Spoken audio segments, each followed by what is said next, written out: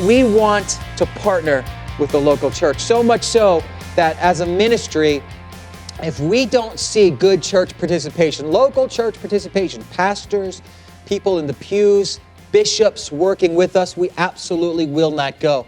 I've been a part of more than one crusade as International Director of Christ for All Nations, also working in crusade organizing, more than one event where we have started crusade preparation. And when we felt like the church participation wasn't there, that the churches weren't getting behind this crusade endeavor, this soul-winning event, when we felt that support wasn't there, we've actually pulled back and went on to the next city. You know, Reinhard would say we'd shake the dust off our feet and go on to the next city where the churches are ready. Because where there's good church participation, we know the event is going to be good. We know the prayer support's going to be there. The volunteer support's going to be there. And again, the follow-up system, which I'll go into more in depth in just a moment.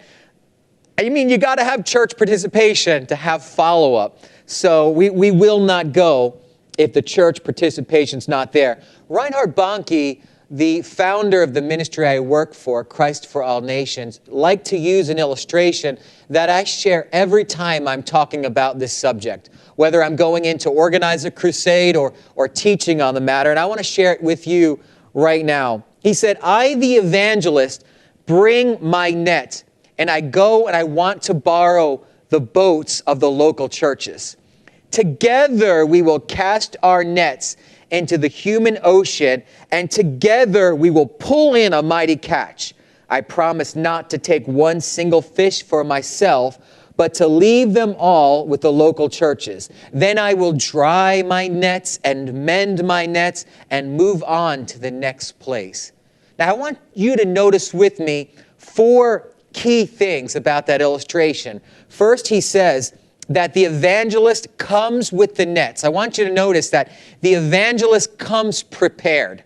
We come with our nets. We're called by God as evangelists to be soul winners, to be fishers of men, right? And we have our nets and we go into the cities prepared to go, but also prepared to serve alongside of the local church, alongside of the pastor.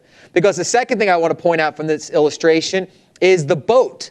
Who is the boat? What is the boat? The boat is the local church. Reinhard says that we go and we want to borrow the boats of the local church because it is the boat that catch, those fish, the harvest is going to go into. And if we don't have boats, we can have nets. But if our boats aren't there to contain the catch, I believe we have failed. So the local church is the boat. It is the vessel in which we are sent from.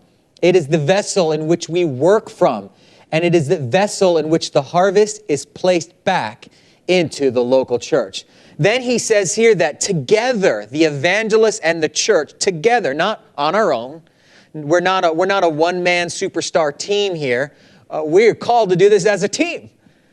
Together, the evangelist and the pastor, the partnering with the local church, that's what we're talking about right now, partnership.